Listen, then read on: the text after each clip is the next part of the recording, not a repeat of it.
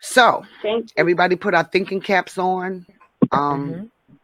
and we do want to talk about the child support. And let me start by saying, knowing uh, Brother P, he has a good heart. He comes with a wealth of knowledge and experience. Yeah. Yeah. And he's passionate about what he does.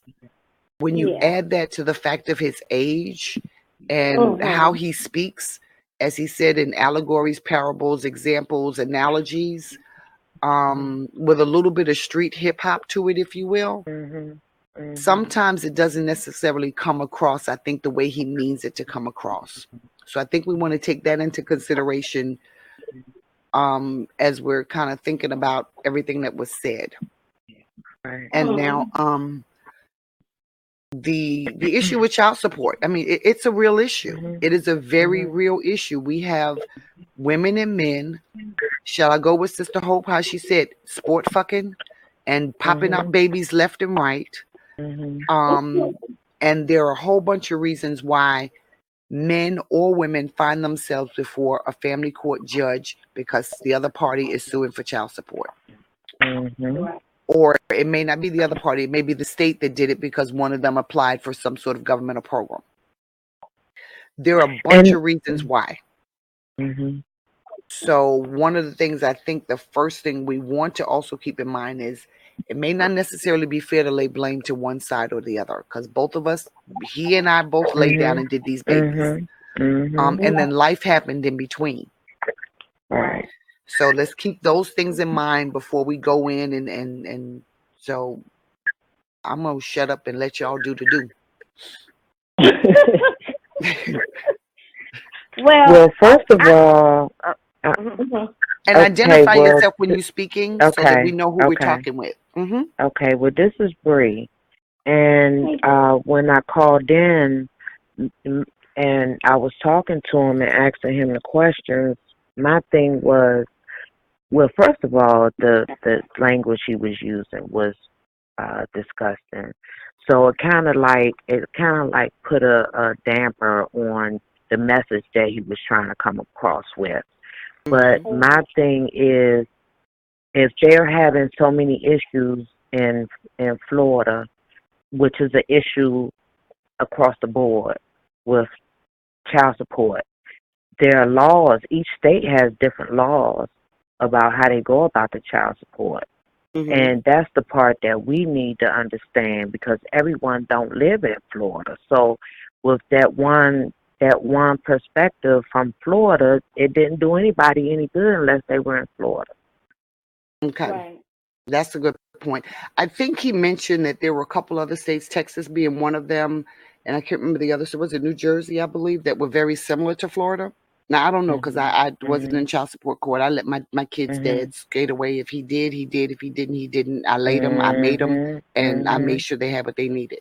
So, but I think he mentioned there are a couple other states, and he also mentioned that they're following the a federal guideline. So Mhm. the template that they're following is some sort of federal guideline. I've not researched it. And Mhm. Mhm. then that's just to be honest, I don't know. In that case, he would be more of an authority than I am because I don't know. But Right. I do agree with you actually about the language. But Mhm. again, remember we're talking to someone who is of a different time era. And if Mhm. y'all remember the video I did the other day, what did I say to y'all? I said most of y'all hear me talking low key, soft, quiet, almost Mhm. monotonic Mhm. sometimes. Mhm. But there are times when you got to dig down low and deep Mhm. and pull out Mhm. some words that you don't usually use because you Mhm. Mhm. need the listener to understand the severity, the significance, the importance of what it is you need to say. Mhm. Mhm. So keep that in mind when we're and now, yeah, I wasn't totally agreeable with the language, but I had to think about it. He doesn't talk like that all the time. And Right. the Well, he more was he Yeah. on a, but talked, he was on a public platform. So he and majority of us are women that's on that show. It's a lot of men, but it's like a lot of women, hmm and Mhm. majority of the women was getting offended. And Right. that's the only reason, other than to get the information about the child support, which I don't have to worry about. But at the same time, because we didn't know how, after Brother Lance had discussed about how passionate he is about what he do, and that should have came across a different way. All everyone was hearing was heifer, chicks, skank, bitch, hoe, keep your legs closed, and that tainted the whole conversation, because everyone was so livid about the way he was talking. For him to be a volunteer, for him, to help these brothers beat. I don't mean to take over the conversation, but I'm still kind of iffy about it, because you're trying to help these brothers. Are they trying to skip child support because they were trapped? Are they trying to skip child support because they can't work, because they special needs? Why are they trying to skip child support? And you're helping them skip child support because the heifer, the chicks, the skank, the bras, the hoes laid there and forced them to have sex and have a baby. Because that's basically what he was saying.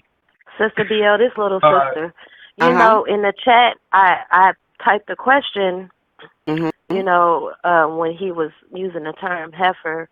Was he isolating this to, the women he's dealt with, or within his remember that. professional field? Was it isolated to the Bay Area, which I'm well familiar with, because that's where I grew up at in Florida?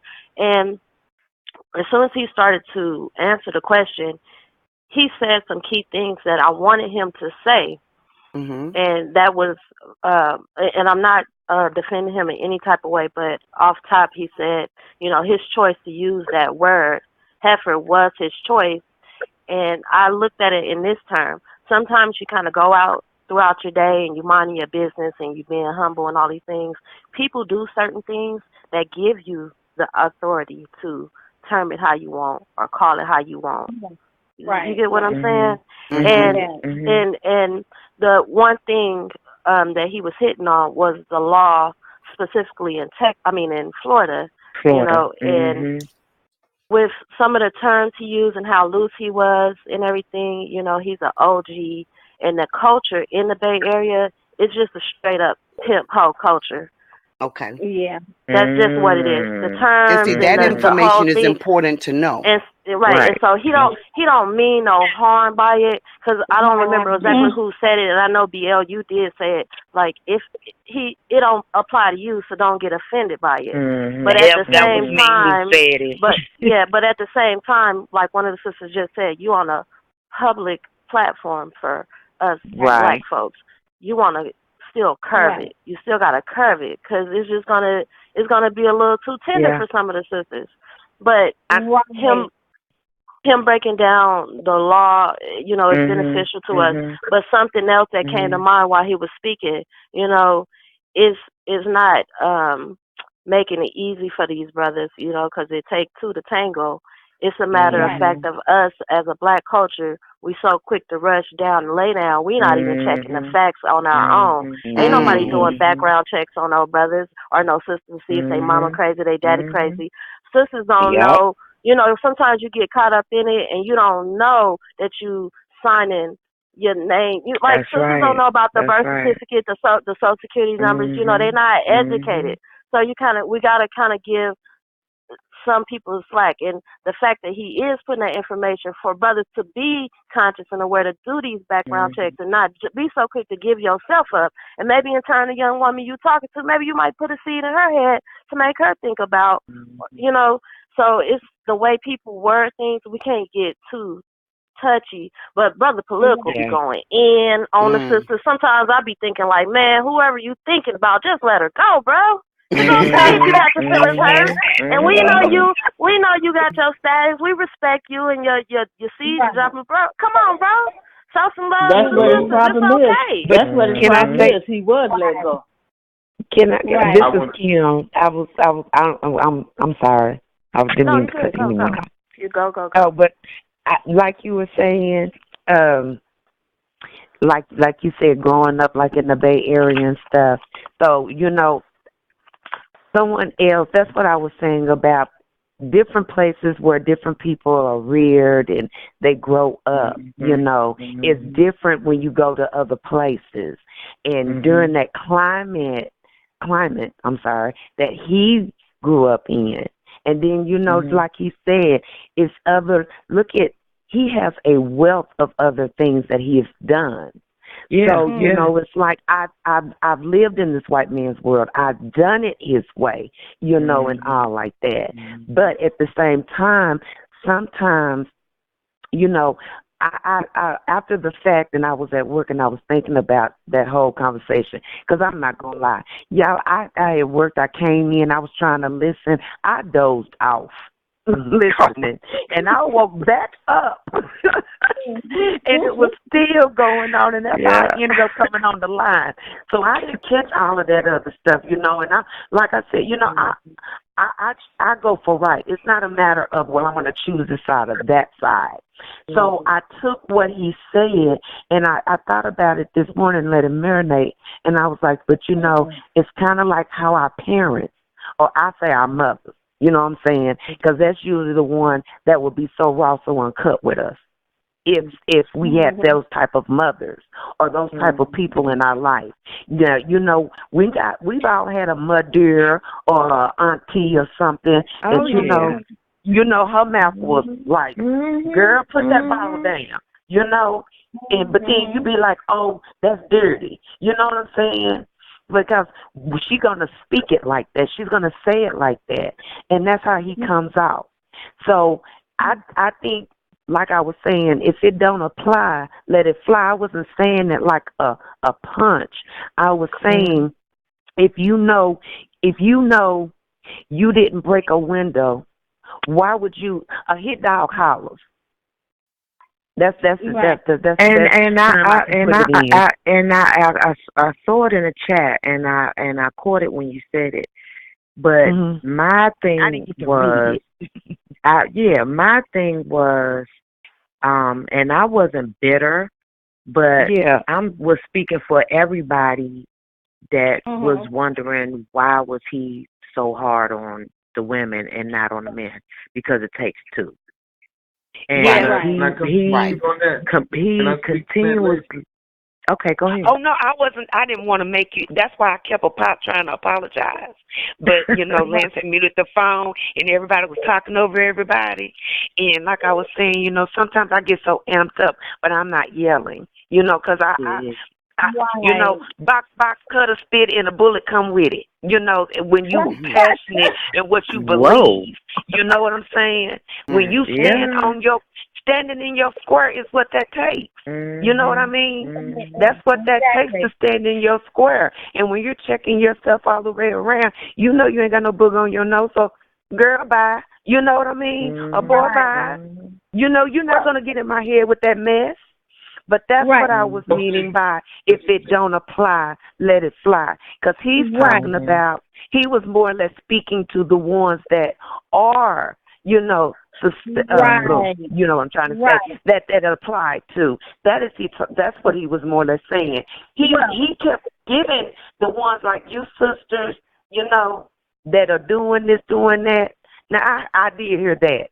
But at the same time, too, like I was saying, it's the delivery.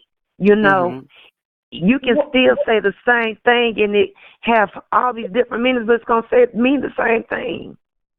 I just think that if someone didn't have the benefit, if someone didn't have the benefit of all this additional information that we have about him, and they heard that, they would assume they would be offended, and they would assume that he's referencing pretty much the bulk of black women. Well, this is the thing. This is Shonda. This is the thing. That chat would lasted 8 hours. I was off work yesterday, which was great.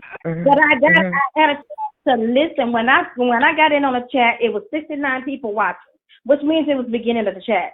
So if from my opinion, if it was 8 hours long, he had 5 hours to talk all he wants without being interrupted and without being checked. But at the same time, I remember you, Sister Carter, sending messages saying, hey, Lance, make sure that he's been specific in whom he's speaking of. And even when Lance asked him, he still was not specific. My whole point of it is, you had 5 hours to say what you had to say. Once you was confronted with the cause, you wouldn't let people respond to all the bull crap you put out there. I knew he wasn't talking about me. I ain't got no kids. But I was raised by a mother like that because I'm living in Baton Rouge. But I'm from New Orleans. I'm from Holly Grove. I'm from the same place. I live in Holly Grove. Yes, I grew up on Oleander Street, baby, 9218 Oleander Street. I remember Lil Wayne and them walking the streets and going to concerts in the neighborhood, you know, like the neighborhood barbecue. I grew up with them. I have that type of mother. I never grew up to be like her because my grandmother was a different type of woman. Exactly. My point is, he put us all in the same group. And what was very hurtful when you said that's why a black man go get a white girl or an Asian girl and all this whole kind of stuff. When them women never been through what the black woman experience been here in America. So if we are all parted, if we are not where we supposed to be, the same system that oppressed you, they oppressed you, oppressed us as well. Even more because we were women and we couldn't physically fight back. We were tortured. We were mutilated. We were. I mean, we didn't have a choice. Psychological bull crap that has been passed down from generation to generation. And I love my mother dearly, but we used to have rounds because of the way her mindset was. Until this day, I can't get my mom to come out of that ghetto mindset that comes from Holly Grove is getting how you live. Well, I'm a sophisticated lady, but my grandmother taught me better. You understand what I'm saying? So I don't roll like that. So me and my mom, we bump heads. But I love her. That's my queen, and I'm going to respect her. I would never put a woman like that down because I understand why she's in that situation. And for me, when I was listening to him, I gave him a chance because he is an elder. I'm only 42. He's older than me. And my father did not raise me. My father walked off and left and did not pay no child support and gave me and my mom to run around. And now he's dead and gone. When he died, he didn't have money to bury him. And guess who they called to donate money to bury him, put him in the ground? His children. How fair is that? But the whole point of it is you had just about 5 hours to say what you wanted to say, and we had 3 hours to respond. And it was so much built up pressure by the time the women got to him. Because I can see in the text, mind over matter, and all the, Renee Marie and all those ladies, how we gonna get him, we gonna tear into him because they listened to his spew for 5 hours and it went unchecked. Not blaming Lance because Lance let us speak. But he said what he said, and I kind of feel like the way that the tone of his voice, he knew what he was doing because it was funny to him. Yes, he did. Especially when he brought in the situation about his daughter, how she was eating her donuts. He was smacking smacking his lips in a telephone where, I'm teaching her not to be afraid of that foreign object. I'm like, okay, wait a minute. You're generalizing all of us. You don't know all of us. You're generalizing all the women in Florida. I have a best friend in Florida who is a professional black woman who grew up in a 2-parent household, who are educated. And this girl can cook, she can do everything, just like I can. So it was just, that's why it exploded at the end, because he had so much time to say what he wanted to say the way he wanted to say it, but there was nobody to correct him along the way. I respect him, I love him. He's an elder, but you and then Brother Kamisi afterwards. I don't really mean to cut her off. I'm from New Orleans. I live in Holly Grove, Apricot. But girl, you live around the corner from me, Lord. I know Apricot. I love everybody on this chat, and I heard the sister say if it don't apply, let it fly. It doesn't apply, but I'm damn sure not gonna let it fly because the stuff that this guy was saying, it just right now I'm about to cry about it because. Think about the young ladies that was perhaps listening and they heard this shit all their life. That's right. That's right. And then, that's the point I was trying to make. Yeah, and you on a site trying to look for some help or look for some advice, and you got a nigga on here talking all that shit. It really upset me. And let me tell you something. This guy, this ain't had nothing to do with child support. because he's been on the show not talking about child support and been talking like that. So he got read by me. He got read by me the first time he came on the show. And everybody keep coming up with excuses for this man. He this, he that. But the bottom line is, this guy is downright disrespectful. And I don't like it, and I don't appreciate it, because I have 3 adult daughters. I have 1 granddaughter. And I just seen so many broken women. So many. And then here he is on a live show, and then everybody's coming up with excuses for him. Young girls don't need no more excuses. Right. Okay, now Brother Kamisi. I want to hear from Brother Kamisi. Okay. I want to speak for the. I didn't hear the whole thing. I didn't hear the dialogue yesterday, and I came in on the tail end of what he was talking about today. But I want y'all to, I want you to also speak for the men that he was talking about now, because we ain't got to them yet. Check out what I'm saying. I want y'all to hear me, because he wasn't talking no total bull crap. What he said, what he was saying has some basis in reality. I'm going to speak for and I'm not one of them because I don't have children, but I've seen a lot of men suffer. He was talking about the women who use the child support system for vindictiveness to get not necessarily men, but the men who are actually trying to do something, who actually try to do something, and the woman puts them through hell using the child support system as a way to get back. That's specifically what he was talking about. That's where I was trying to come from. Something that ain't based in truth. Now, as far as language, I'm not the censorship man, because y'all know how I do. When I get pissed, I don't care who like y'all don't know me yet. I'm trying to be a little more honest. I know I caught the tail end of that Kamisi spot one time or two.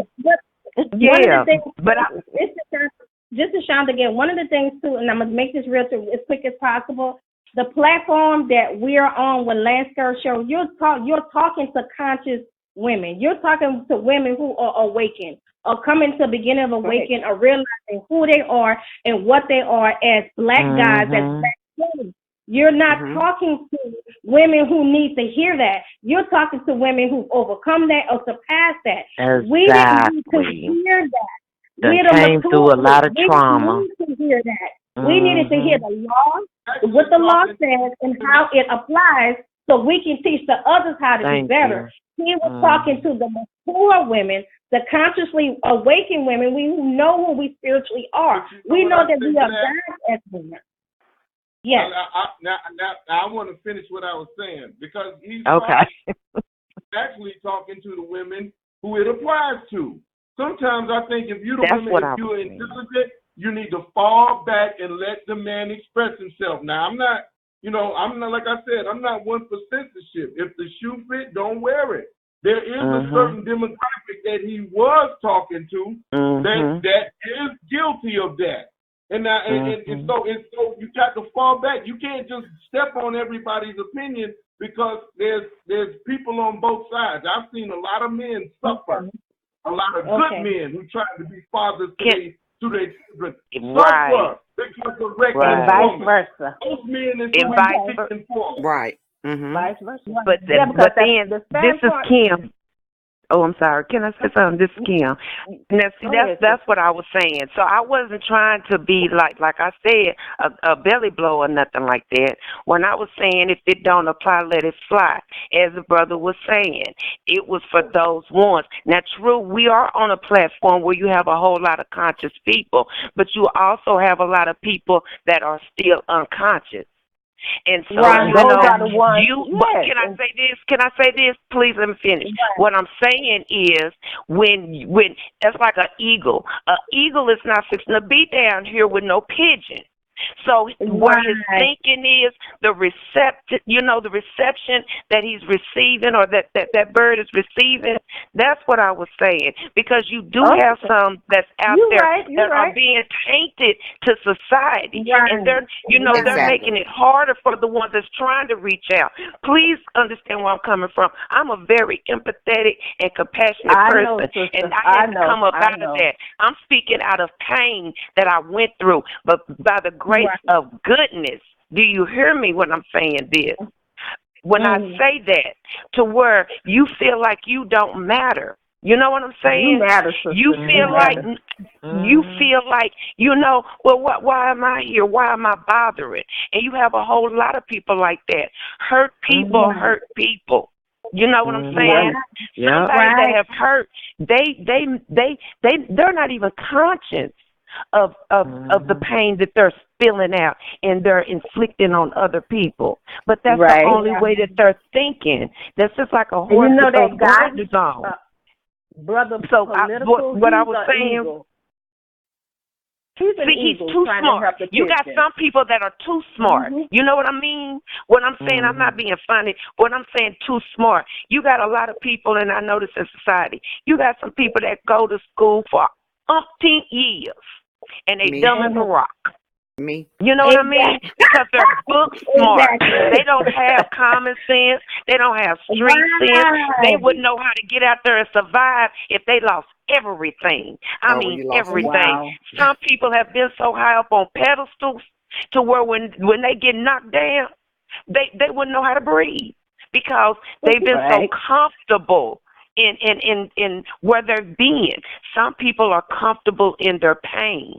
So I don't want sister, a mother, I don't want nobody to take it as she's trying to justify that. That's why I said I balanced it. Right. You know something? This is Shonda again. I guess for me, and I'm gonna let you speak first. I'm sorry. By me growing up in Holly Grove in the era I grew up, I'm born in the late 70s. I grew up in the 80s. And in New Orleans with the drug culture and all the drug dealers, I guess what it was for me, growing up in that environment and having that type of person for a mother that I love so dearly. I'm so sorry. My phone is overheating. But yeah, I didn't mean to. But like I was saying, so we have a. Oh, I'm sorry. Yeah, I'm sorry. Somebody was in mid-sentence. I'm sorry. I'm gonna try to make this short. I know he's a guy that comes from the hood in Oakland. I've never been to Oakland, but I understand what the young lady's talking about. It's that pimp hole culture. I guess for me, by me growing up in my own little drug culture, I never felt that doesn't apply to me. But the way that the guys speak, like I always get respect. Always get respect in Holly Grove. They knew who to talk there to and who not to talk there to.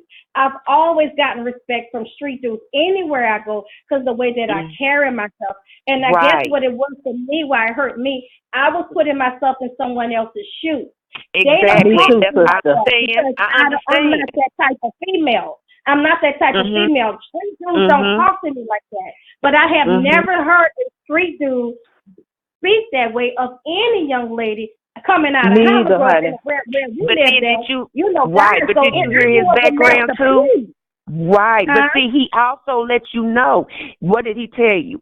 His like I said, the rearing, the house, the family we grow up in. He told you what his people done. You know what I mean?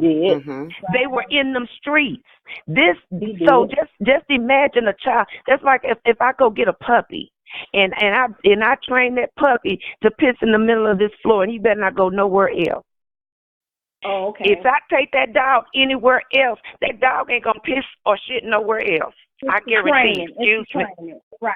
It's because he's conditioned that way. And a lot of us are conditioned that way. So even though he went off and he done all these other things, the biochemistry and all that kind of stuff, that just gave this pimpster, that person that lived like that, gave them a little more game. He tweaked it a different way. So he finessed and finagled with his words. That's what I'm saying. So with us being conscious, we have to peek through that. Like I said, his delivery, I'm not going to say I agree with it. Because, you know, like you said, we have all kinds of people on this platform. Yeah. You know. Hey, that's little sister. And I think it's that's the very essence right there. It's this, all of us black people living in America have been brainwashed, conditioned. It's a mental health issue that goes beyond the brain for us. And so he was pointing out the fact that like Brother Kamisi Fox said, there are women out there that's manipulating, and there are brothers out there that are just completely clueless. But at the same time, that platform, everybody who tunes in is well aware of the consciousness and the respect and just the level of respect anybody should have as a caller, as a guest, in the chat room.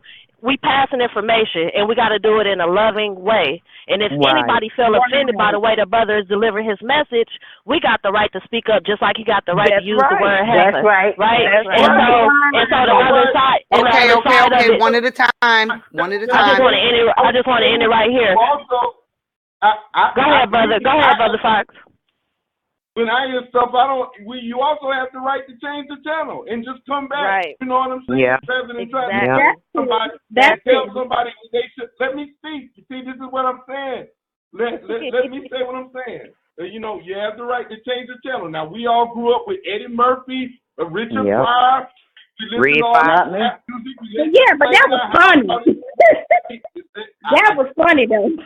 Okay. But it's still in the words, those words. Finish what you're saying, brother. Finish what you're saying. Yeah. We grew up. We tolerate this senseless rap music. I mean, if we feel so strong about language, then we should be shutting that mess down. We should be at the radio station every day, shutting that mess down. The crap that they be playing on this rap music, and that we let our children listen to.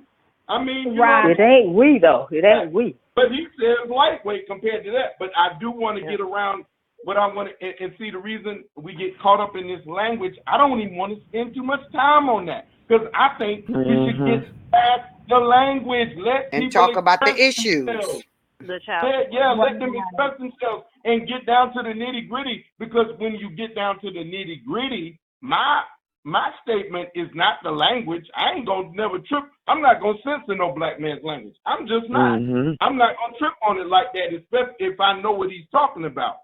The thing I want to get to is that at the end of the day, it's still everything. I look at everything in the context of this war that we are in. And that the men, if the men don't want to go through that with women, the men I see going through that with women, they going through that because they didn't discipline where they put their penis. You know, the women that are like that are very disagreeable, they already showed those signs that they were like that. The brother didn't care because he was only thinking with his little head. You see what I'm saying? That's why they end up in those positions. It ain't worth a damn for us to get into this blame game back and forth. Look, the man at the end of the day is the initiator. He is the one.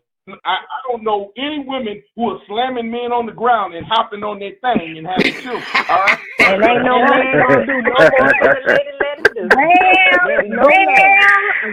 Maybe 2%. So I'm thinking, and I'm saying at the end of the day, his commentary, he should have added this in his commentary that the men need to have some discipline who they lay down with. That's what I stop this stuff from happening. I asked that.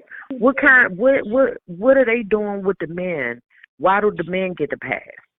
What are they doing with the men to teach them? That's why I think he should. That's where I think he just left that part out. If you're gonna say all of that, then you need to say to these men, look, because these men are ultimately responsible for it. But he wasn't saying that. Because I'm very He wasn't saying that. He was basically putting the blame on the women.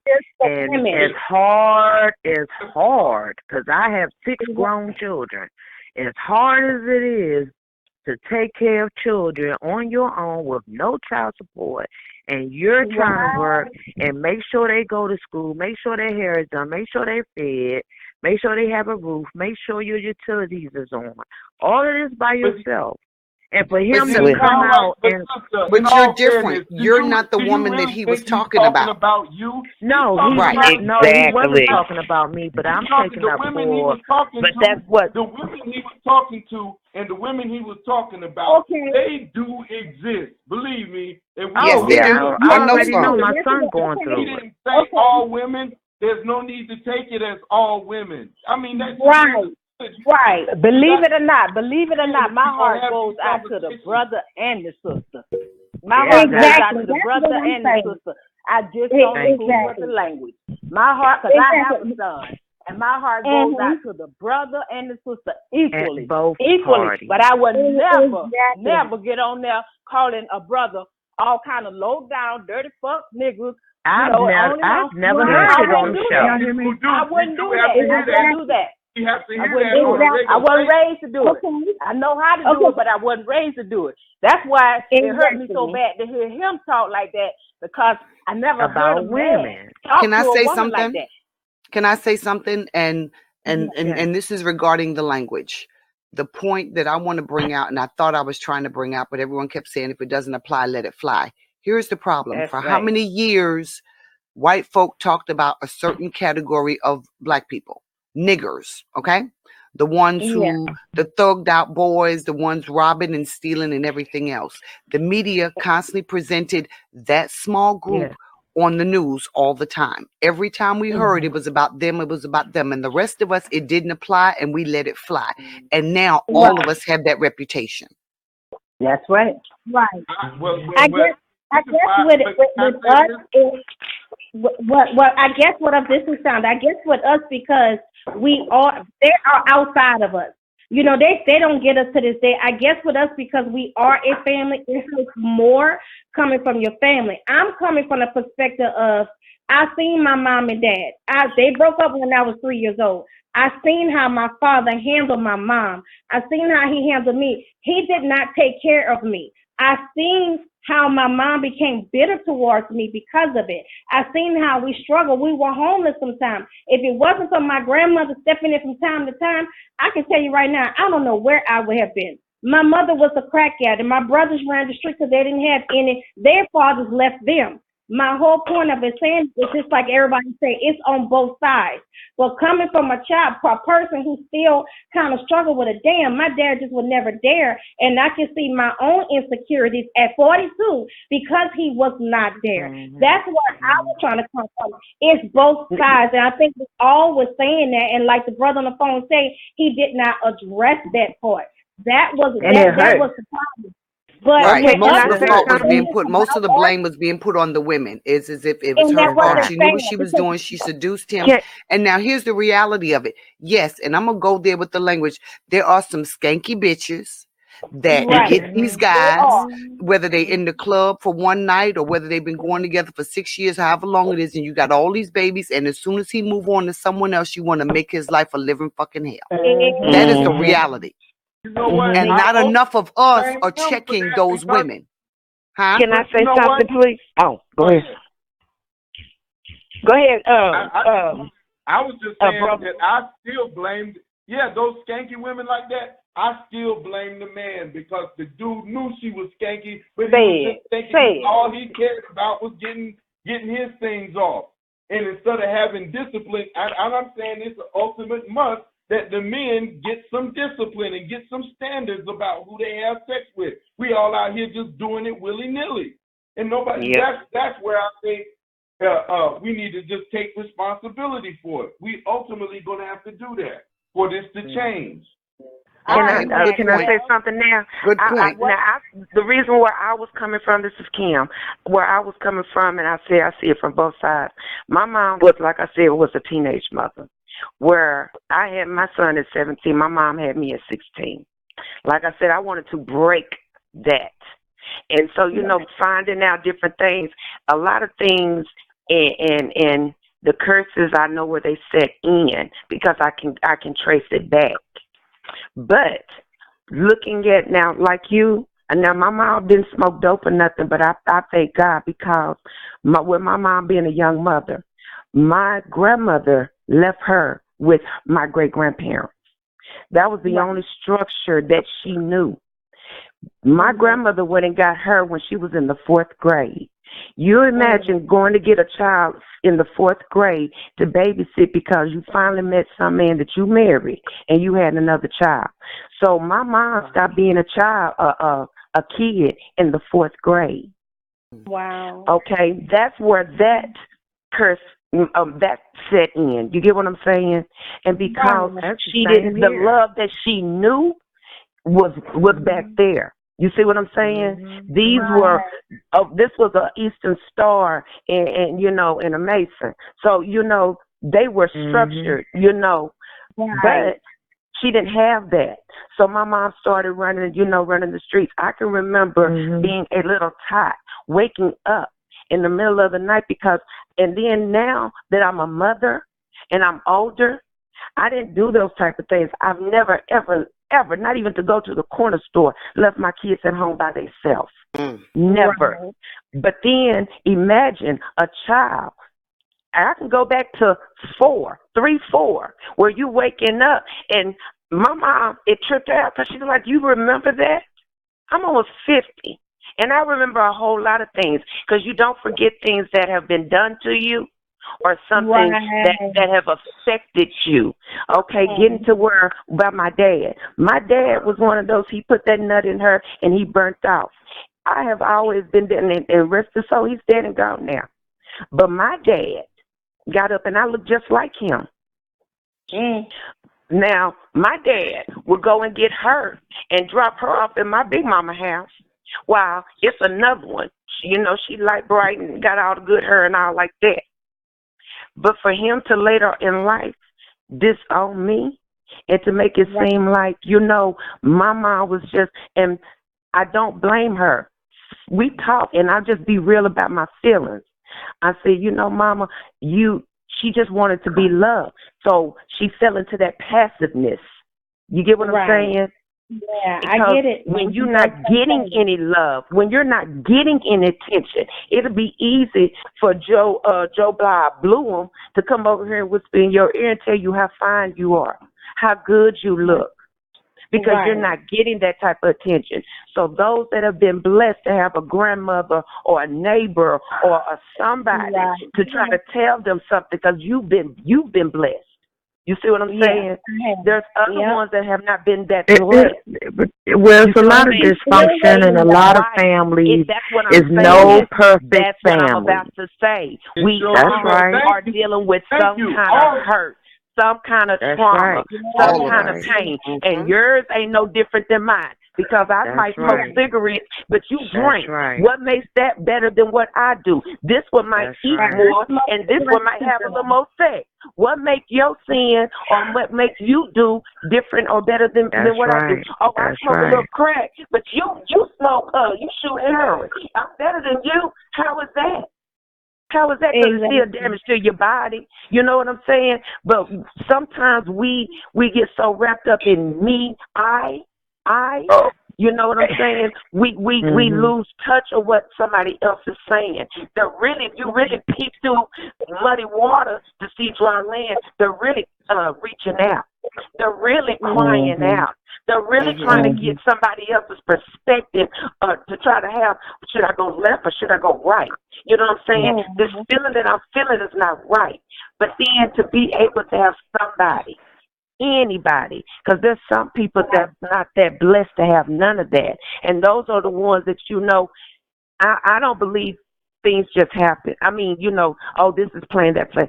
A lot of things happen because that's how it's ordained to happen. Well, that's how the babies come. Well, that's how all the babies come. Exactly. From needing somebody, wanting to be with somebody. Exactly. Love. Yes. And a baby having a baby. All of us did that. I did. Yeah. But we're all dealing with trauma. Yeah. Huh? I said we're the phone dealing with had some just kind cut of out. hurt. I couldn't hear nobody. Oh, okay. But yeah, we're dealing with some kind of trauma, some kind of hurt, where somebody have either left us, and that somebody have abandoned us. Somebody to call anybody. No, I'm not saying that.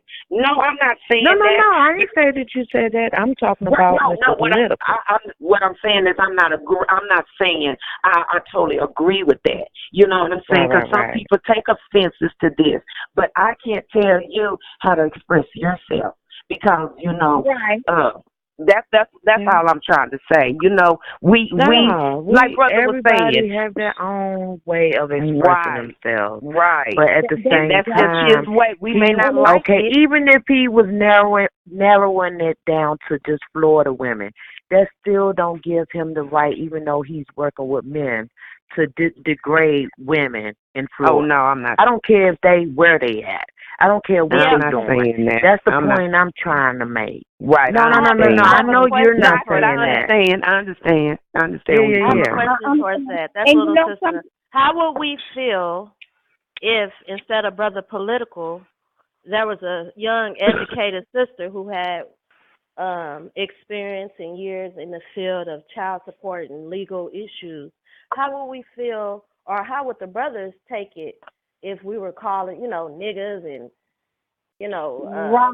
donations, banks, and just dogging them out? And then we got to listen to Joy Reid telling black men to shut up. Y'all need to like Kamala Harris. Y'all need to like Joe Biden. We get disrespected all the time. And that leads me to say what you said earlier, Brother Kamisis, when you was talking about what it really come down to, though. I mean, in most cases, it still come down to the man. You know what I'm saying? Him having control of his stick. You know what I'm saying? Right. Everybody got to take their responsibility in it. Exactly. But he felt like the men weren't responsible because they didn't have daddies in the house. They weren't setting up. Right. Yeah. I see that. I think if we're going to be incensed about language, then we need to form a united front and get this trashy ass rap music off the radio. I agree on that. Right there is the word.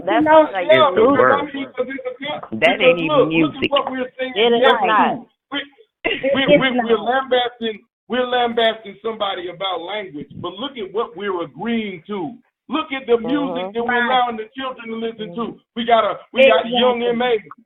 telling. She's a young female saying, I want the brain, talking about she wants fellatio. We let our children listen to this and be like there's nothing wrong with it. We let that fly, right? So if you're going to let that fly, then what Mr. Political said was like it ain't nothing. You're right about that. Exactly. But a lot of stuff that we go through, this is Shonda, a lot of stuff that we go through is very generational, and it does stem from us being colonized and enslaved. We did not think this way. We did not behave this way before we were colonized and enslaved. You're talking about 400 plus years of us going at each other because we've been put into a boiler pot to where we turn on each other. So I agree with you, brother, because if that has to go, everything has to go. That's why I say it's on both sides. And that's why I was in the chat last night. I love all of my brothers. I don't care if they're in the prison. I don't care if they own drugs. I love all my brothers. That's right. That's right. Respect, because I get it. If we don't learn how to come together and not allow this system to tear us apart, because really it's the system that's the first thing they call the black woman a hoe, or the mammy, or the this or the that. I would know when not talking. All of that ties into what Brother Kamisis is trying to say. Like with the music, we allowing this music to be playing. Now, if we were, because I'm 37, now if we was to go back and play the music that I remember here in Mississippi in the summertime, and with my family when they used to have their little get-togethers at night, all that music about love and Black Power, it'll be a whole different game. But it's all a sickness. No matter where we look at it, healthcare, the legal system, education, the music, the entertainment, the false lies about our citizenship in the United States, all around the board. It's the sickness. It's like Brother Kamisi said, I got to keep referring to the brother. Again, when we going to just cut through all the bullshit, come to agreement, we don't like it, it's some fucked up shit, but let's move forward with the basic, things that we need. Enemy, we all will unite in the struggle against our common enemy. throughout this whole conversation. Everybody scared to utter the word white man. I said it. You said it. You said it. I've been saying it. I ain't gonna lie. I was in the bed with a whole bunch of them. I sure did say crackers. I'm gonna have to crumble some crackers today. I ain't got no brother either, brother. I said loud and proud. I'm behind you. Unity, brother. Unity. We were unified. Well, ultimately, it's about the children. Something else that we saying yes to. Yes, it is. We are. This is what I want to get on. A lot of women agreeing to this faggotry. We all agreeing to this homosexuality. No, we are not. No, hell, we not. I don't agree to that. No, I do not agree to that, Brother Commission. I do not agree to that. And the thing is this, I'm a barber and a hairstylist, so I work with so many, and it's something because it's the beauty industry. I do not agree with that, but I have to work with these people. I have to live around these people. My family members, the gay family members. That's what I'm saying.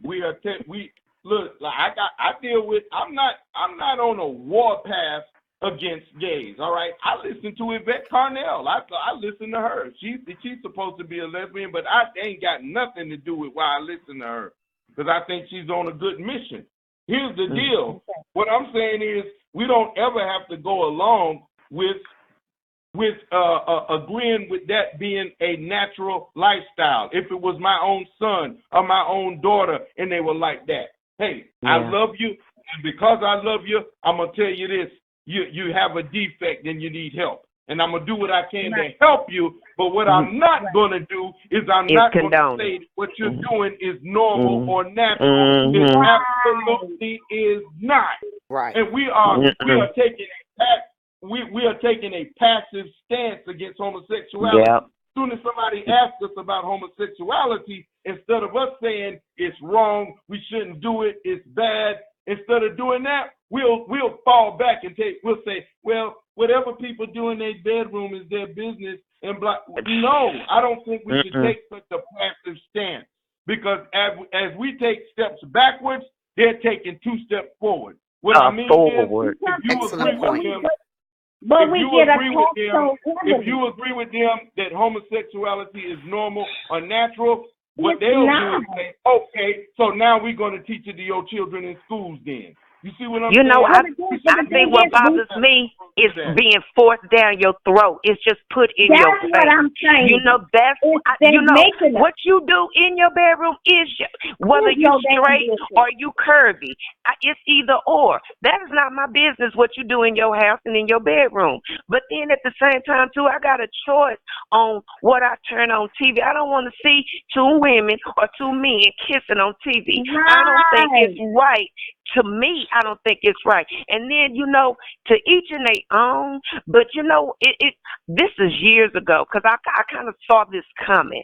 And I'm like, how is a child not going to be able to have his mind shaped or her mind shaped by that? This is, no, I don't get no understanding on that because that's the no. A man and a man cannot procreate. That is the intention for the child not to have his mind shaped properly. That is the adding to the dysfunction that we're complaining about. We're talking about all this dysfunction. What do you think saying yes to faggotry is going to do? That ain't helping. That's only going to make it worse. No, the understanding is shutting it down. The understanding is shutting it down. Protesting whoever's still watching TV. They putting that stuff on your TV channels. Call the cable channel. Say I'm disconnecting my cable because y'all promote that type of lifestyle. Go let them know why. You see some funny stuff coming up from the school. Shut it down. Yeah, I got the stick. Right. It's about not accepting things. Yeah, it's about not accepting things. That's it. What you put your foot down to. I get what you're saying. Okay, guys, come on. TV is going totally decadent. And it's not getting any better. I suggest you turn the TV off. That's what I've been saying. It's not going to get any better. There's no need in playing games. The beast controls that TV, and he's got. Right now, there's a TV show where they got these black men holding each other. Do y'all want to watch that? You gonna let your children watch that? No. I suggest you turn it off. No. Hell no. But nobody wants to do that, so I'm left out here just okay. Well, I'll just wait until somebody's ready to hear it because I don't agree with it. No, I mean that's just like today on the news. It was a little girl. I mean, this boy and his mom's. I would rather see him as a girl than to have him die. So basically, he was holding y'all hostage as a little boy. He mind tricked y'all. I was going to say another word, but catch me. But he really, you know what I'm saying? He mind screwed. As a little boy, you birthed him, and this child is telling you, as a little boy, I'm different. I want to be a girl. How in the hell is he gonna tell you what he's gonna be? So he's getting what he's being taught in school. They're teaching the kids in kindergarten about the other genders. But this thing, mama allowed him to have this operation, and they had it on the early milk. I'm getting ready for work. And these little kids don't be saying that. These parents, I really want to hear the weather. Right. Taking a passive approach is not going to work. We're taking a passive approach to something that we know is dead ass wrong. I mean, we don't have to give the disclaimer that what you do in your bedroom is your business. All right, some people rape people in their bedroom. Is that their business too? Yeah. I mean, there's no need in taking such a passive stance. No, but I don't mean that part. But no, but I'm just saying. The question ain't whether people got the right to do this or not. You got the right to eat green shit if you want to. Here's the point. If you do eat green shit, what are we going to say? Something is wrong with that person, right? Yes. Right. The point is there is something wrong with it. There's something wrong with you.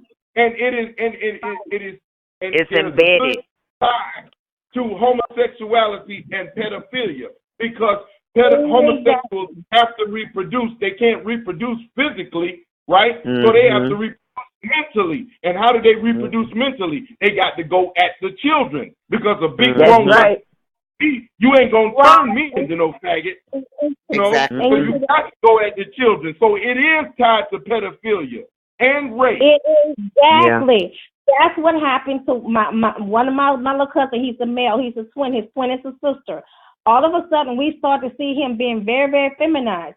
And we were asking his mom, my first cousin, she's passed away some years ago, what is going on with your son, your only son, who's twitching and talking like a girl? We as a family came to her and said, what is going on? Why is he behaving this way when he have all this male influence? Even my brothers who were older were spending time with him saying, we just need to toughen him up. She said, there ain't nothing wrong with our son. Y'all leave our son alone. Fast forward 5 years ago, I found out that he was raped by her boyfriend. Yep. Okay? When we went to her and when we noticed the change in him, that was the time for her to say, this happened. She never even told us he was molested or raped. So as a family, we couldn't rally around him and give him the psychological help he needed. He was raped. We didn't even notice. Now he's 30 years old and he's out, he twits harder than I do.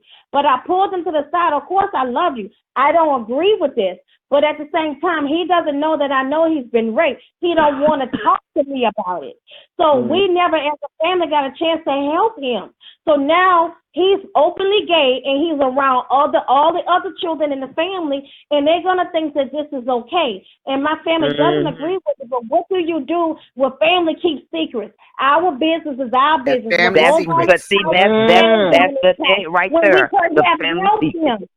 We could have helped him when it happened so he wouldn't turn out this way. But what do you do then? But you know what?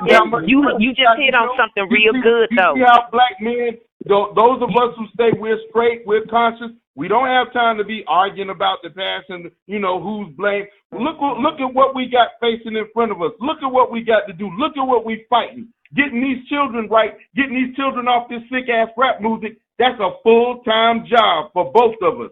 Fighting this white man is full-time job. We don't have time to be picking over. So many of us need to be. So many of us are brainwashed and need to be reprogrammed because you got those type of females. Can I finish? You got those type of females that have been the gateway because somebody took advantage.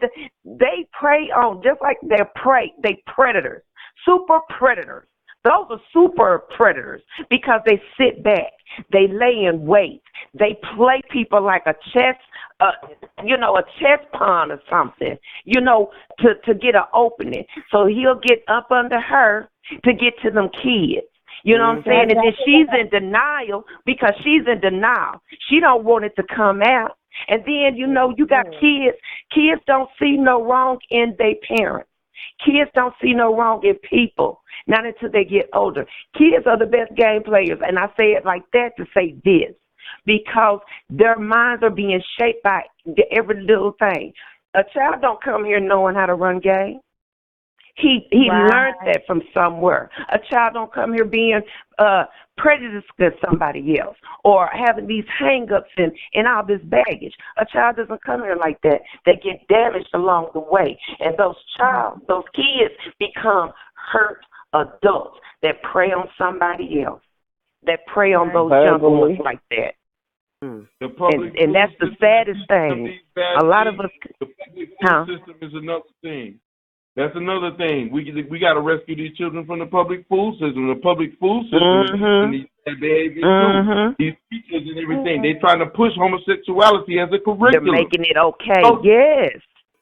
We're signing off on these things. We need to be saying no. We need to be uniting. We got stuff. We got some children we need to save.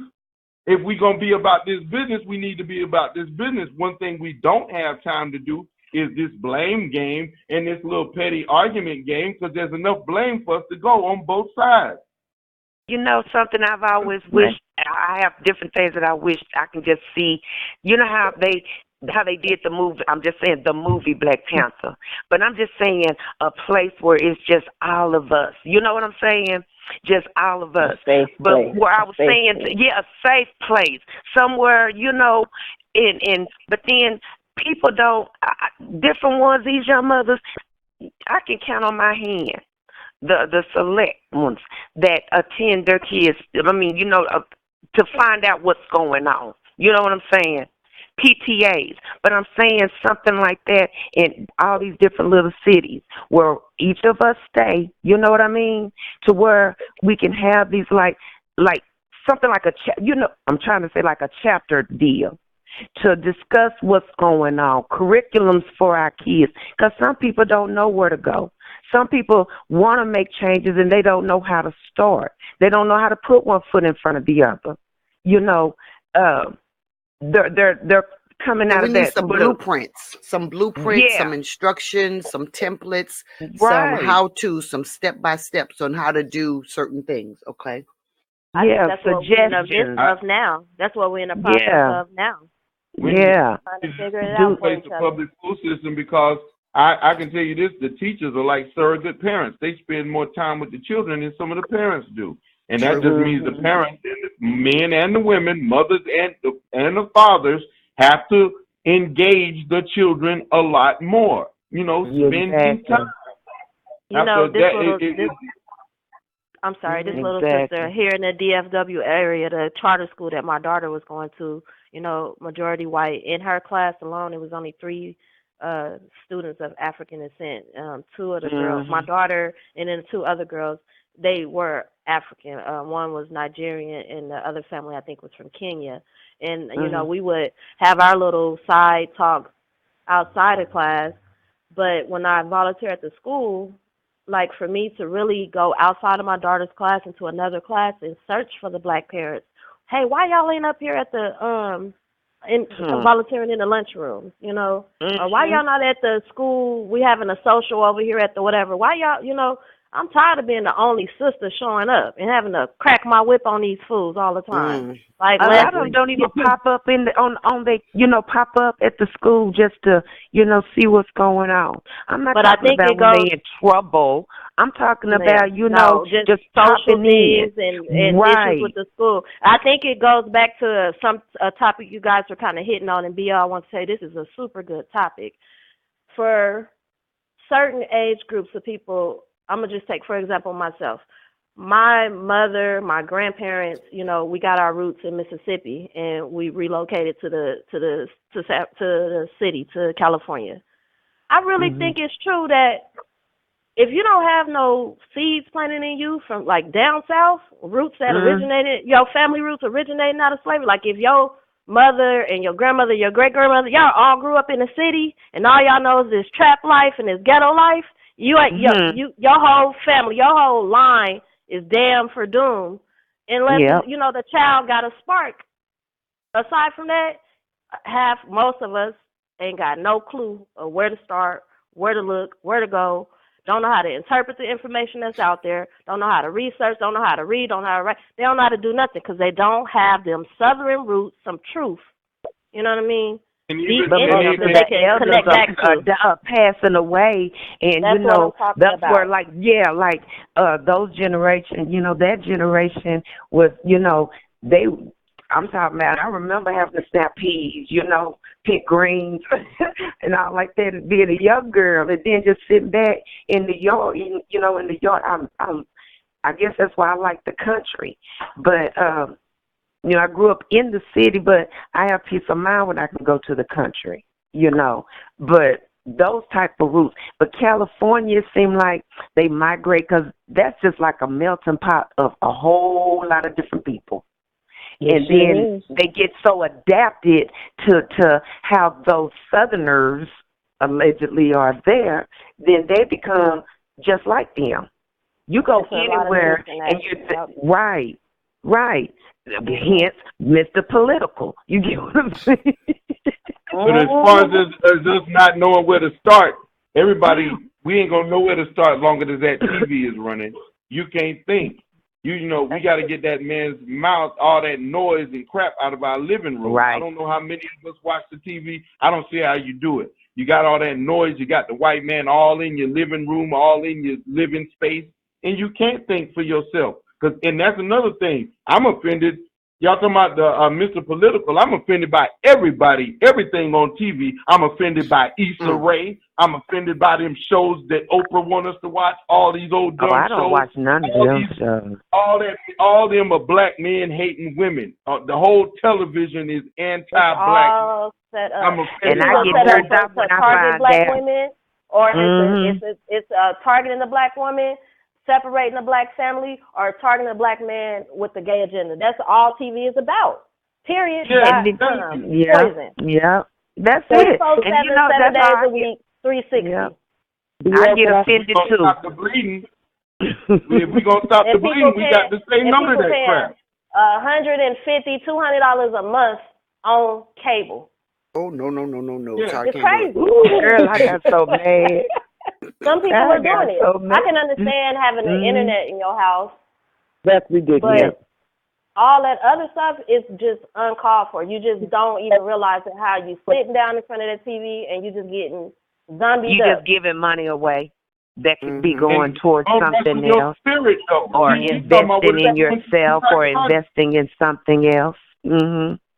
Nobody wants to see what the damage is doing. People downplay the damage of that damn TV. You just said it. It's anti-family, anti-us. So why are we tuning in? Television. Clearly anti-us. We not with the while we watching them shows. While we got the shit running in our house. If we against it, you know what I'm saying? Brother Kamisi, that is one. Who's that? Yes. But this is important. It's one of the reasons why we are doing the girls' trip. We're trying to start a new narrative so that we can together and we can exchange information. That is one of the reasons, ladies and Brother Kamisi, that I'm starting a journal. Like you said, I came from a strong black mother. Mr. Political in the arena with my mother, the way my mother. And anybody that knows me, BL and Brother Kamisi, know when it comes to my children, I'm real and I'm raw. I cut nobody. But in that being said, a lot of words of wisdom that you did get from your grandmother or your auntie or whoever raised you, these are the things that are going to be put into the journal so that we can start something and pass on to our children or your niece, your neighbor, or your boyfriend's daughter, if you don't have daughters, or your husband's daughter, if you got a blended family, because a lot of these things were not addressed. So we do it for men, because I want a journal for young men, and I want a journal for women, because I don't want to leave no stone unturned, because it's important. So that I'm sorry, y'all. I gotta go here. This is Shonda in Baton Rouge, but I gotta go. But I love talking to everybody. I'm sorry to cut you off. You too. I appreciate have you. Have a good night, thank sweetie. Thank you. And I'll talk to y'all next week. Bye. And get with me individually. And it's gonna get with me individually about the trip. Remember? Okay. Yes, ma'am. Okay. Yes, ma'am. I will. Thank y'all so much.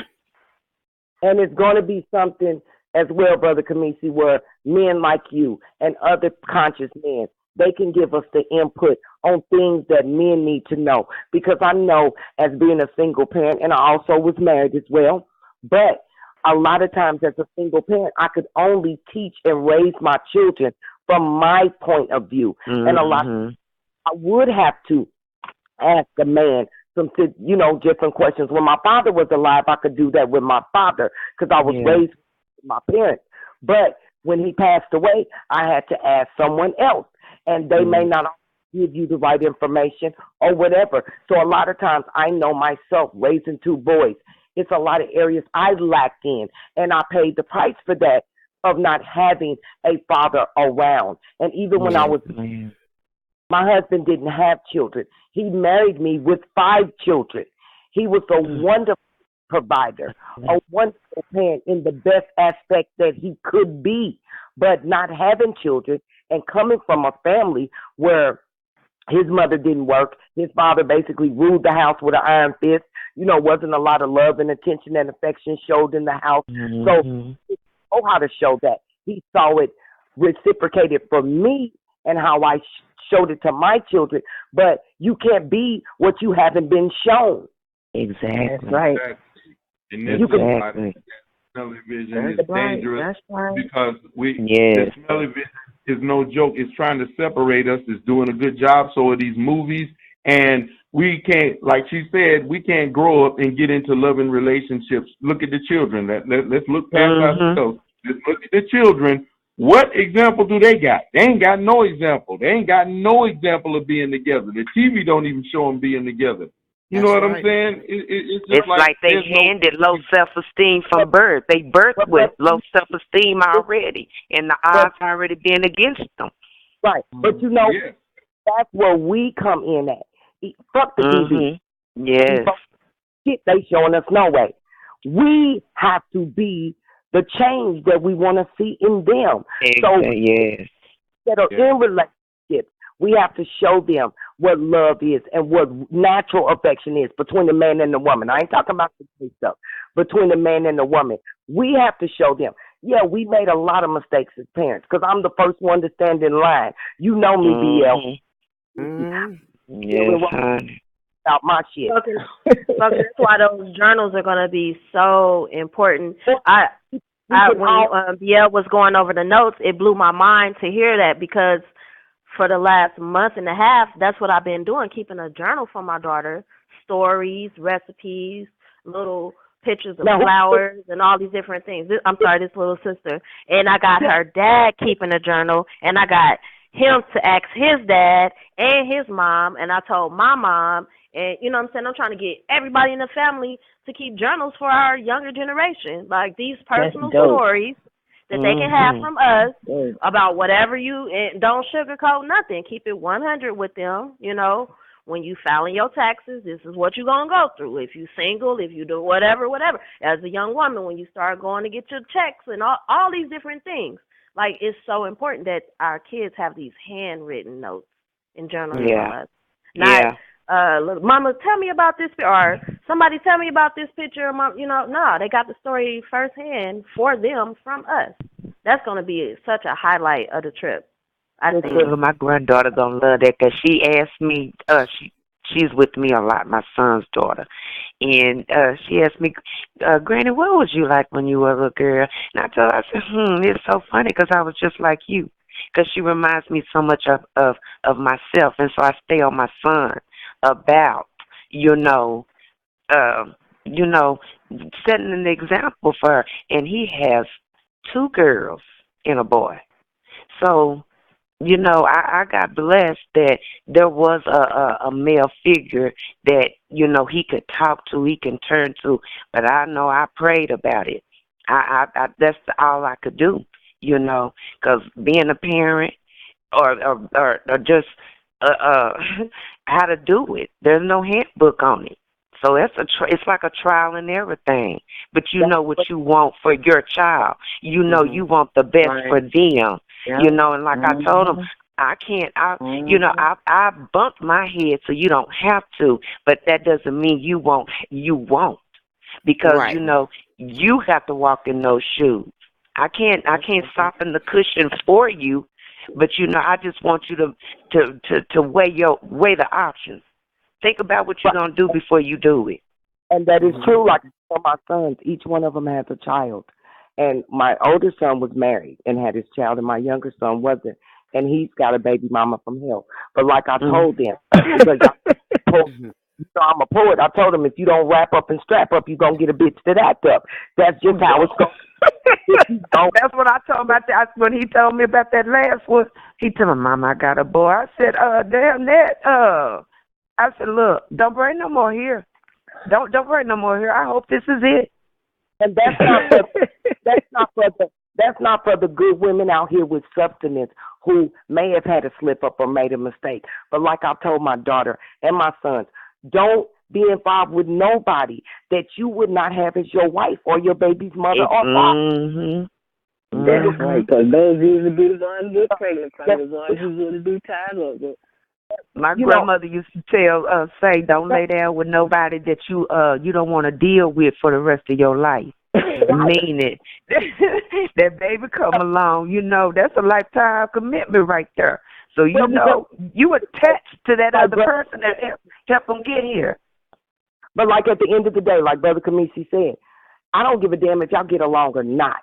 The child of your bullcrap. And going back, like the other lady was saying, the 3, 4, 5 years old, you think they don't notice things.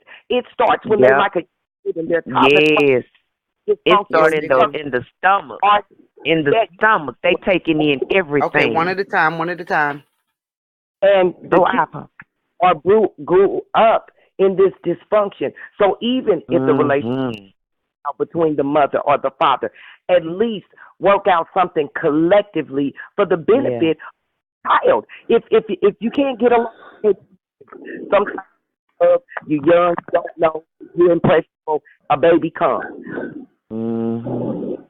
Well, when y'all together, y'all showing that child love, attention, and whatever y'all want to talk about behind the walls away from that child is fine, but don't do it for the love you have for the child. Now, you might not even like this person. He might not even like. But when you're in the presence of that child, it is important that you respect that baby's mother and that baby's father, because you don't want saying, oh, my daddy ain't shit. And that may not be the case. Or the man saying, your mama not shit. Because all they know is your side. And at the end of the day, is his side, her side, and the truth. The truth. You know what? And I know exactly what you mean, because just like I was saying, I didn't put him on child support. And I got 2. But then at the same time, too, they can never say, I said, now how I felt about them, they didn't know. After the fact. But then I always, with even walking away, we can be cordial. We still got this child. But then when it's a selfish type thing, you know, that toxic stuff, my cutoff game got real strong over the years. You know, if it's toxic, cut it off, and I got to move away from it, because that type of energy wasn't going to be no good for my boy at that time. That, as a young man, that wasn't going to be any good. So, you know, I had to walk away from that. It hurt that, you know, we couldn't be together. I tried to stick it out, but we were young. And, you know, him being a mama's boy.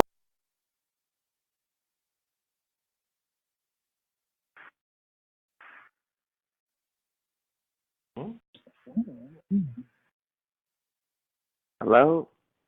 Hello? What happened? I heard somebody. Hello? Muted.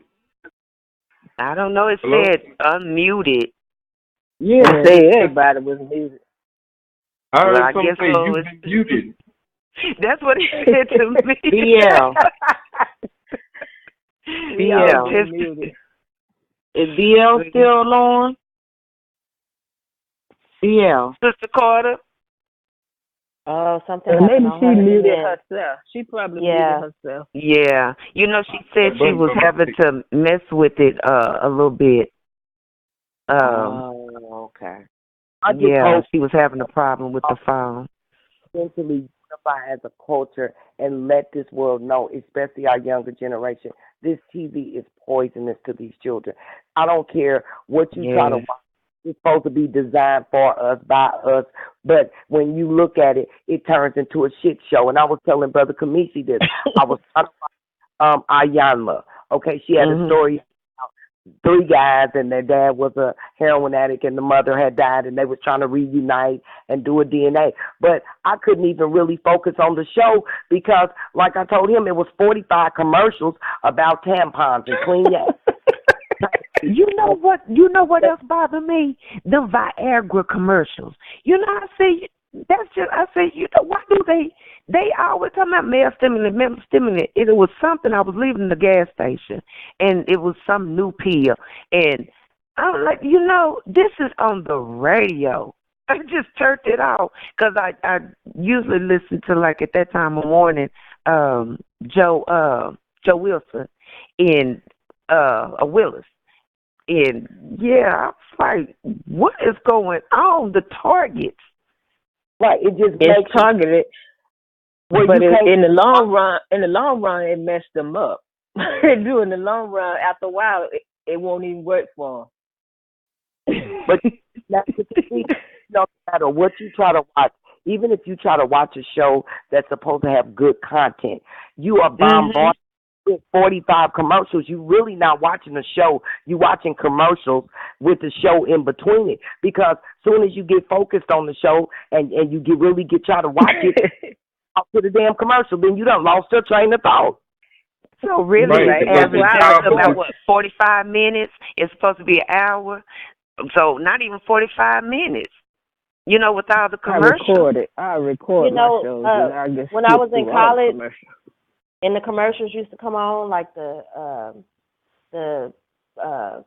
commercials for like the drug rehabs and any commercial that had just all white people in it, I would call them and say, I'm interested in y'all products or whatever, but I think you racist because I only see white people in your commercials. Like, is it for black people? I just call them just to fuck with them. Or if somebody called my house talking to, we trying to say, the first thing I ask them, I say, can you take a look around in your cubicle and tell me how many black people you see? And it throw them off. And I'm like, get up and count. Tell me, is this a black-owned company? And they like, ma'am, I'm trying to find out if this a black. Do you know if the owner is black-owned or African descent? Because if not, block my number. The next time you call, I'm gonna disrespect you. Like, you gotta call them. And you know what else they good at? They good at showing you commercials of white people that's just going through, sad commercials. And I used to feel sorry for these white people. But now when I see them, I say, I don't care about you crying, bitch. Go ahead and cry. I used to feel sorry for these people. They never show no commercials with black people suffering. There's always commercials with dogs or white people suffering. Yeah. And have you sitting up here crying. Especially asking for some money. And they show plenty of commercials about lawyers to go and get your child support. They ain't got no problem putting them commercials up. I know in Alabama, where I was out there, they showed quite a bit of those commercials, and in California. It blew my mind. And I want to say this as well. This little sister, me and my youngest brother, when he moved from California to Texas, where I am, we were fighting for three days straight, physically fighting, because I refused to get the cable turned on. And I'm talking about he said he'll pay for it, and I don't give two damns. He like, you got 2 TVs in your house, and you ain't got no TV. You damn right. I got 2 TVs. They both was free.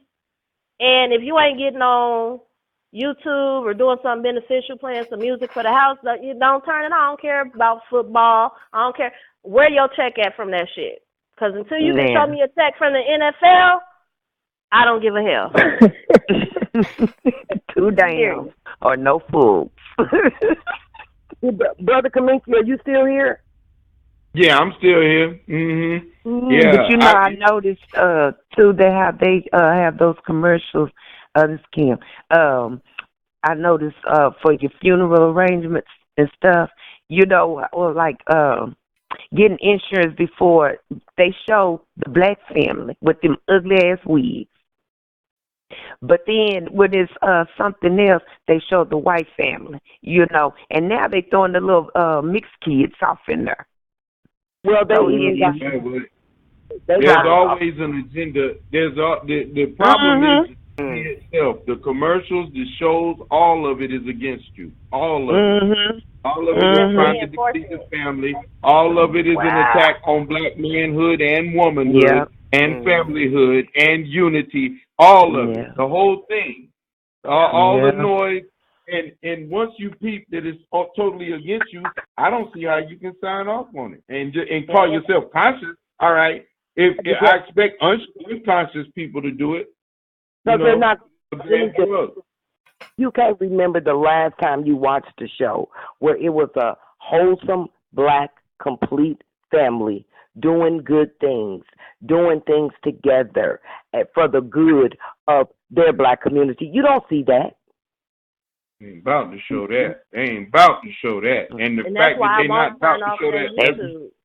So I can pull up this stuff for my daughter, these videos of the brothers tap dancing back in the 40s and the 30s, and show her the talent of us as black people instead of her sitting up watching. I ain't gonna lie, I let her get her little hour a day on the tablet and she watch her little cartoons and do her little kid thing. But after that, you know, it's so much like Brother Kamisi was saying, that TV is such a positive reinforcement for a negative stereotype for the black family as a whole. We have to double up on our reinforcement for our youth and for our neighbors, or you know. And I don't really like to use the word conscious. I just like to. It is what it is. Either you aware or you still in ignorance. That's just what it is. Either you got the intelligence or you still in ignorance. And if you choose to be ignorant, the hell with you. Right. Yeah, because the TV the TV is switching a different. They going into another gear when it comes to this decadence. They pushing it. They trying to get you to accept it. Now they already got us to the point where you ready to watch a damn show with 2 men laying in each other's arms. Something that if you would have told me that back in the 70s, I would have said, hell no, man, they ain't gonna do nothing like that. You crazy as hell. We would have argued with you if we would have told you TV was gonna be like this. But here we are accepting it. And that's what they do. They introduce ideas to you subtly, slowly. Soon there's going to be a show about a man marrying his dog. Soon you're going to watch a man have sex with his dog and think that's normal. They'll do it. They know that's what the agenda is. And it's going to be straight porn. That's what it's going to be, straight porn. Because, honey, they book a naked on TV. I remember and I couldn't stand it during that time. Remember when they had that BET real late? Yeah. They because you remember, because back then it was the Nelly video that really, I guess, exposed it, because it had been showing, you know, for a minute.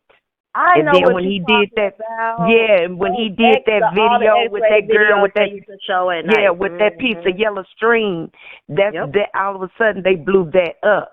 But they had already been showing that for a while. That BET late night or after hours or something like that. But all that was already, in play. So it was normalizing it. Because if you hit it and then you get numb, then it becomes normal. You get used to it. So now we're at that point where it's just wide open. Nothing is at the imagination. People, it during my young days, it astonished me that they had a nude beach. And I grew up, I couldn't believe it still. Why would anybody, I couldn't get the concept, why would anybody want to walk around butt naked? Who want to see anybody like that, That's that European culture. This little sister, right. And that's what we got. That's what this is from. But now it's no longer a little local thing. I didn't mean to cut you off, honey. It's not a little local thing. It's a world, It's just normalized now. I don't know if y'all know about the two men. The spoken poet, I don't think they know it. Remember that thing you saw today with the two men laying in each other's arms? So what was I don't remember the name of it. It was about. But I don't remember the name of it. But I don't know if anybody. That's it. I'm sorry. Does anybody know about this? I don't know if y'all know how decadent this shit is, because I know a lot of these shows. I know everybody don't really know about them. I don't know. I stumbled on it a couple years back, one day or whatever. I stumbled on it, and I didn't know the name of it. And actually, I don't need to know the name of it. God damn, I'm not interested in the details. I'm just looking at this. Just look at it. God damn. And you know what?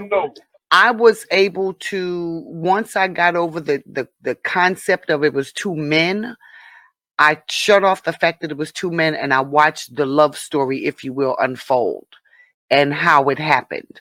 So I looked at it kind of from a different perspective. Like I said, at first I was just kind of, wait a minute, hold up, this ain't right.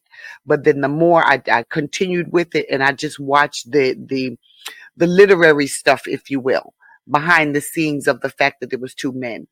And it is unfortunate it was two men, because if it was two women, it would have been an awesome, awesome show. The men kind of changed things a little bit, but what it did show us is when two men were put in we had two broken men who were put in situations, and they leaned into each other for comfort, if you will. One took advantage of the other, but the one that was taken advantage of, he was vulnerable, and he fell into it, and before you know it, they became everything to each other. They went out and they tried to do life the way society said, but they still had become everything to each other. So in watching that, you can see how a boy would be raped and grows up to become homosexual. Now, Brokeback Mountain? If you look at it from that perspective, that allows you to see, how these boys can grow up to become homosexuals, or even the female, the same thing. It can also allow you to accept it, though. It's subtle. It's subtle. They feeding the poison to you a little bit at a time. That don't mean I accepted it. That doesn't mean I accepted it. But in order to change something, you got to get to the root of why it's there, and how what's the method of getting it in place. You got to say no to it under any circumstances. How they got there? It's disgusting. The way the two men laying in each other's arms, that's disgusting. My God. Just like when they came out with that movie Moonlight, about the brother. Yes, and I thought that was going to be a good movie. Everybody, it bamboozled everybody, and it got nominated and all these other things. It's just they didn't want to give it to them. It's so many of us out there that just on all levels they sick. They're just ignorant, and they have no awareness. Like most of us on the line tonight, they're sick and they accept it, and that's the point. Or being outcast, letting it get that far. She's talking about, it's a new show that's coming out on Oprah Winfrey. It's two black guys. One is a designer and one is something else. And and the narrative for it, the way that they showed it, the preview, it was a man on the couch, a big brother, with another guy leaning over on him like a woman would lean on him, and they in love, and they're. This is wow. I ain't seen that yet. I don't know if they know about that one. No, I don't know. I don't know about that. I don't really watch none of that. Oprah. I used to watch all of that, but I got away from all of it. I don't know. I guess I just saw it from a different. I was just sick of it, disgusted by it, because especially the way it was, just like I said, being put in my face. Okay, this is not what I want to see. If I pay for television, this is not what I want to see. So, like you said, switch the channel or turn it off. I know for me personally, like, there's only so much I can do talking to some of the younger kids in my community and be out and about, and some of my elders and things. But as far as my immediate family, being my daughter, the first person I'm responsible for, I'm making sure that I'm doing things to make her aware of everything that's going on, so that she's not, because she's born into this sickness, but she don't have to be raised in it. And I have to keep in mind that I'm in America, and I'm we're under the oppression of this sick European mindset. And as a young little girl, I'm talking about 3 and 4, I used to have these dreams of Africa. And I used to have be so rebellious about why I got to do this. Why is a book called a book? Who said a book is a book? How and being disciplined for that. Always wanted to escape. Always wanted to get the hell up out of America. Want to just disappear. Going through the mental health and the trauma and the environmental stress and all these things, and just want to escape and be in a different setting so my mind can be renewed and refreshed. And I now, as a 37-year-old woman, I see I got to get up out of here, and I got to give my daughter the tools and the resources so when she comes of age, she can make that choice. If she want to stay here and play this game, and I got to make sure if that's her decision that she's well-rounded in this game, or let her know, like, your mama over here, and wherever, Ghana is one place on the map, maybe I'll get a little shanty shack over in Barbados and a little something over here, and make my money grow, and working with the brothers and the elders and the sisters and getting my game tight, my mind right all the way around, like being for real about it. Because everybody thinks it's going to happen, this big heat, like this big thing is going to happen for us. Nah, it's an individual, then it's a collective. And until we think like that and really start moving like that, because we can all be on the phone, chopping it up, saying whatever, voicing our opinions, and we got some brothers, like BL was saying, we got the brother who do the plumbing, we got the sister who do the accounting, we got the other sister who do the doctor. We got all these people who are all in their professions. We all got our experience, our skill, and tools. We all need to play our role and be in that position. So some of us ain't meant to be on the phone kicking ideas. Some of us are meant to be, we having a rally, and we need you on the loudspeaker, you know what I'm saying? Because you're the one with the dominant voice, and ain't nobody about to come up to you and say nothing. And sister, we need you over here registering all our people, because we know you quick with the paperwork. And little sister, we need you mingling in and out the crowd, doing whatever, because you know what I'm saying, you're a little nomad. You like to move. Everybody needs to just check their ego. We know what the fine points and the bold markers are. We know where we at. You know what I'm saying? There's some of us that's older than the other ones, so that counts for a lot because that's life experience. And we need to just all fall in line, you know what I'm saying? Because we are army, and everybody needs to play their role, because you can't be over here with the artillery and you're supposed to be doing the administrative work. You know what I'm saying? That's why we keep falling out of place. That's why we can't get no order. Because everybody got good ideas, we all on the same page. We all against it. We all don't want it. I can't lie. My first international trip, being around all black people, I cried when I got back to Miami. Started seeing all them Puerto Ricans and all them other people. I was so pissed off. Not having to deal with all black people. You know what I'm saying? It pissed me off. And it made all the information that I get from everybody, Brother Fox, Sister Spoken, everybody that be on these platforms. Man, it just made such even more of an impact and more sense and more logic. So You know, it's about us really rallying up together and doing the individual mental healing and healing as a whole, and hell, showing these crackers what's really up. Yes, what's really up. Because this is our place. This is our land. None of us can do that. None of us can do any of that and watch TV at the same time. You just don't have time. Nope. And we got to be okay that with is where we are. people behind. Be ready to do you, and it just comes down to just doing the do. If we're all in one big old room and we have maybe 3 or 4 easels, whiteboards or whatever, and just start going down the list to address one area that we're attacked in, and just go down that list and keep going. Every single area that we're being attacked in, have whoever may be good with plumbing, whoever may be good with accounting, who's good administrative, whatever it is, help to oversee that particular area, grab a team to work in that area, and start knocking out every obstacle that falls under that category. I mean that. I thought about this, about the women's retreat. I don't know exactly where y'all the spot you talking about. It's in Florida, but they need to.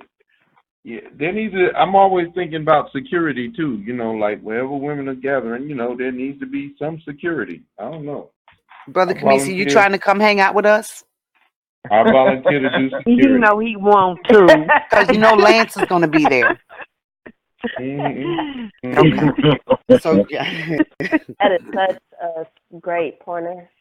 He want to be amongst the queens. And I also, there's another role I want to play. I want to be the provider of music. I want to be the DJ, the provider of the vibes. You know what? I'm so glad you said that, because I hadn't even thought of music. Yeah. See? Look, it's always Pandora. Yeah, but well, y'all got to teach me how to use it. I'm bad with that. We gotta set what's that? Sound. We gotta set the mood for this soundtrack, because this is a one-hit classic for us. I want to mix it up. See, my vibes. What I think about a radio. That's another thing I say about the programming concerning.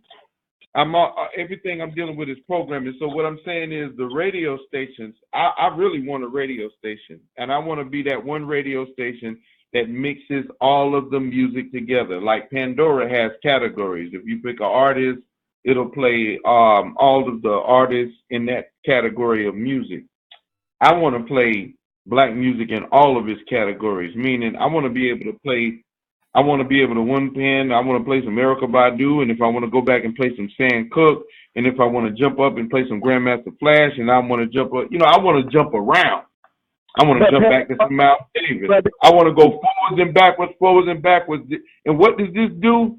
This brings the family together, because if the radio was like this, older people would get to hear the younger music, the younger people would get to hear the older music, and it would be a jump. Everybody would see it as one thing. It's a unifying thing if it works out that way. It's never been done. You know what I mean? And food. Pandora, you could pick different artists.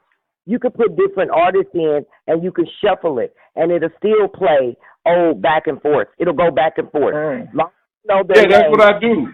That's exactly what I do. I got a shuffle playlist that does just that. Brother, what you're saying, like all genres of black music, but that's positive. So you hit all age groups, and some rap is good. Some good positive, like the old school. Yeah. It's some good positive rap music, Right. I'm talking all positive stuff. All good stuff. Everything that makes you feel some good. Jazz, a little bit of everything. That's a little bit of everything. This is what bridges the gap. Radio is supposed to sound like that, but the corporations don't want to do that. If you don't go, Brother Kamisi, what you need to do is get a playlist and send it to Sister BL, and she can play it for us. Absolutely. I see that. Yeah. And we're playing while we doing our live chats and stuff. So we're in the mix, even though you're not there. Awesome. What I'm saying. Good vibes, good vibes. That's all I'm providing. Awesome, ladies. Yes, I'm glad we had this conversation. Yes, it's especially been about lovely. the child support thing. I think we've all come to the conclusion, whether we like the language or not, the importance of the issue is stronger than the language itself, and we can discuss the language at another time in another venue and more generally. And I think most of the ladies are feeling a little bit better about the situation after we've had some time to think about it and then talk about it. And so I'm glad we were able to do that because I was kind of feeling it myself too. And I'm just glad we had this. I'm loving this. I'm loving the fact that I'm hearing people who are saying, "Hey, let's get ready to do. Let's stop talking about some stuff. Let's start putting some plans in place and let's get it done." I've been waiting. I just turned 51 last week. I've been waiting 51 years to hear that. Already. Happy belated Earth Day.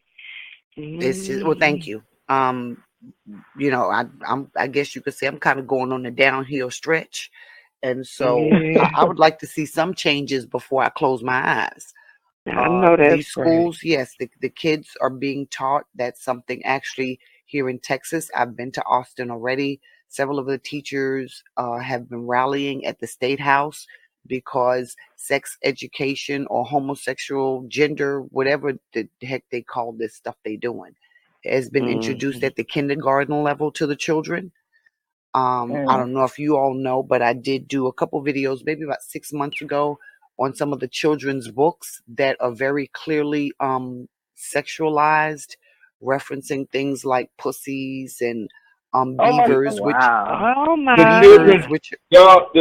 children have to be rescued, point blank. We need to stop. It ain't got nothing to do with the curriculum. It's who is teaching them. We got to get them away from these. Get them out of the schools. Plain and simple. I can't they lie. Are enemies. I can't lie. I had to educate my daughter way before she got into kindergarten about sex and about people being gay and all her body and all these things. She's she's about to be 7 now, and she's already aware. She knows that you can't make babies unless it's a man and a woman, and it ain't no surgery and it ain't no getting around it. She's well aware of it. So any ideas anybody else try to put in her head, I know already set that foundation to what she knows is the real and is whack ass. I'm sorry, this other poison she's gonna try to be fed. Awesome. Yeah, make sure that you call Delicate Lace back to talk to her. Remember? Yes. Yes. Yeah, I'll give her a holler because she did pop off. She's come back off and on a few times, but I will try to reach out to her and see what she's got going on. That would have been a great thing to have a group of ladies talk with her about as well. Well, you can find out a day, like if she wants to have a group, maybe next Wednesday or whatever BL. As long as I get a notification an hour or two ahead of time. If it's just like things that ain't on a regular basis, and you got some free time, and she wants to talk, get our point of view, you can always give me a notification, and I'll be more than happy to talk to her, because I know how it is when you need that woman's support. We all need that. We all need that healing. We all need that black woman healing from each other. We need to know that it's okay. It's okay. We've all been through it. That's right. And then B, think about the book that we want to start reading for our book club. Okay. Preferably the book would be related to women, us. That's what I was going to look at, women's issues and pain and healing. I'll look up something in that particular genre because it seems like a lot of us need that. But as far as going on the trip, honey, all I got to do is get my bag and go. Okay. All righty. So yeah. Because again, with the book, what we want to start doing is tackling it little by little, because this trip is also about us healing.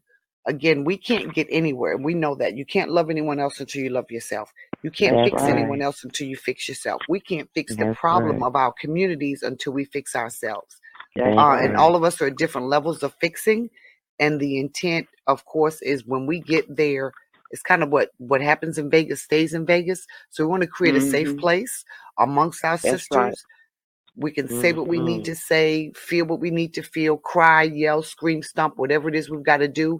And even if we only knock off a piece of the iceberg, that's one less piece of the iceberg that sister's going to walk around with. And so a book that applies to some of the issues that we're dealing with would be just I think an awesome way to help get all of us in the mindset of some of the things we need to begin to start trying to release. And guess what, dear? If they have a book, well, if it ain't out there for us, we can make it for ourselves. Exactly. Exactly. Right. Everything is born out of a need. I like the idea of the photo shoot and y'all doing the glamour thing for yourself. Like it nothing produced by by television or anything. I think y'all should take your photo shoot and do it, and y'all should be very confident, man. Y'all be very confident in Panorama. It's been a lot of talk, and I think, and I know I'm not the only one. All of us are, I think, little sister, you're 37 or whatever. A lot of us are in that range and higher. I know we've been seeing this for years, and yes, we've been complacent as a collective, and I think many of us have individually been not in agreement with the stuff that we see. But what do you do? How do you do it? Where's your group? Who's standing with you to do it? And I'm just getting more excited the longer we talk, because it's like, okay, we got some people ready to stand. And, I'm just ready to do the thing. I'm ready to see some changes. We've been where we are for too long. It's too many of us know better. There's absolutely no excuse for us to stay here. And Brother Kamisi, y'all going to have to get a man strip going. You're going to have to network with Lance or something, and y'all going to have to get a man strip going where we can also see men, Dapper Dan, and doing the thing and sitting down having dialect without arguing and yelling, and everybody can respect each other's opinions and get the work in too, so that we can see, even if it's these two groups that do it, that it can be done. And it might start all over the place. When you see somebody smile and grows. That's on fucking TV on a girl's trip. They see real people in the flesh. These are real, normal, everyday working people that are doing it.